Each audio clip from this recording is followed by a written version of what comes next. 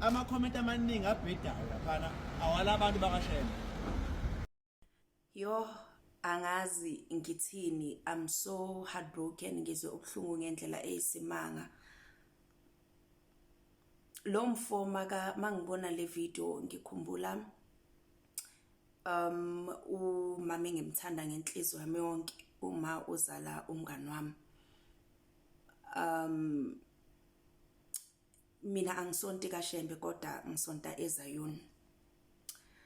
So, besithanda ukudlala ngokuthi efanele nami ngifunde ukuyenza lento yabo. Bona fanele ngisonta kaShembe nami inkosi sami.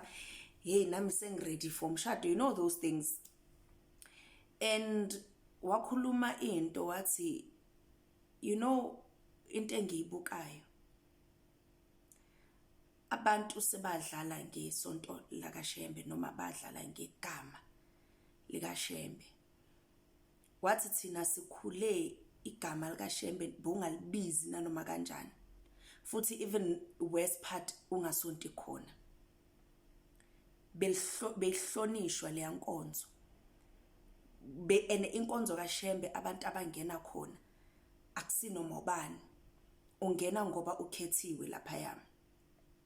Now mina ngaya kaShembe only once, and the reason why ngaya kaShembe it's because ngangihlezi ngiphupha uShembe abandlulile, of which that's not important. Nomkhulu asho ukuthi ucela ngimiyele, it's fine. Now le nkulumo yalomfana, the way athuke uShembe ngakhona, athuke nabantu ngakhona, ingibuyisela when I was back in high school. We used to debate, and I remember one of the topics where is social media doing more good than harm? Others, they were for the motion, and others, they were against it. And I can say it's doing both good and bad.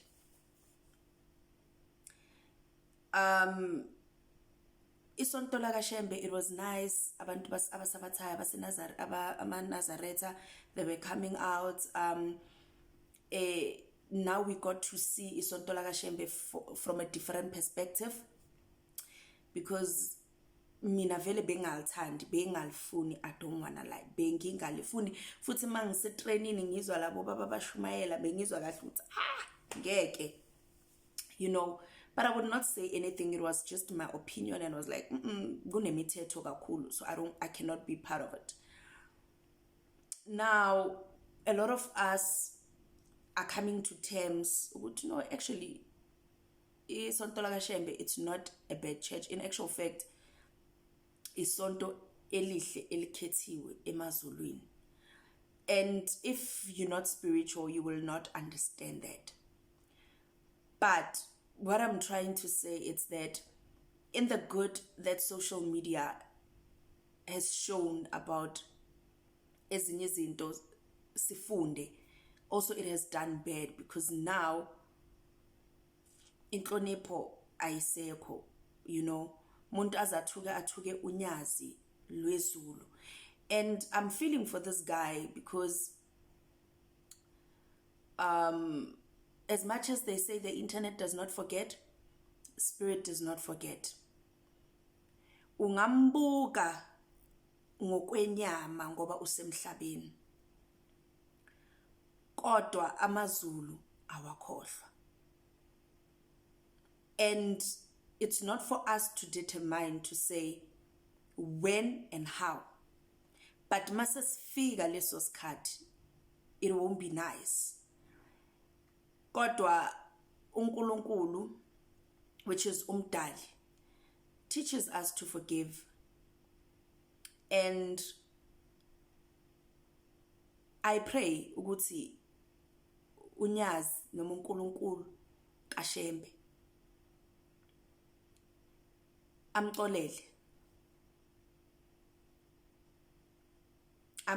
We're living in a kwisikhathi la we're trying to get fame, we're trying to get likes, we're trying to get popular.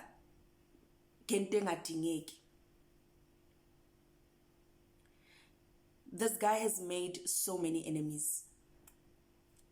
ngamuzwa wakhuluma ngomfundisi wakuphi kuphi amthuka, like I do see ama videos wakhe, but le yangithinta and I took time to stitch it, but it's still not sitting well with me. But ngathi uNkulunkulu angamxolele, kodwa the way angakhona khona into engekho right. This is a cry for help. This is a cry for help. EBhayibhelini, the Bible says that uSaul used to persecute abantwana bakaNkulunkulu, used ukuthi abulale abantu ngenxa yokuthi bebakhonza uNkulunkulu.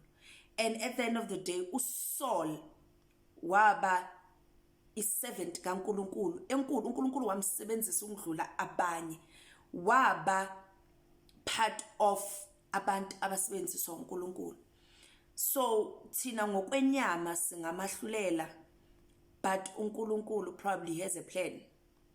Tomorrow uye ozobe ama ngenyawo athi ngangazi, kodwa uNkulunkulu unamandla.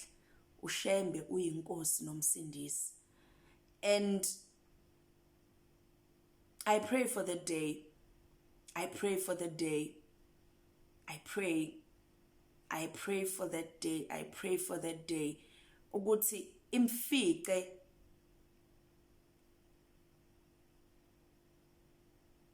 right. Inkosi inibusise, nibe nelanga elihle. I didn't mean to make this video too long, but ngiyabonga bayedeli sedikhanya qamakondawo.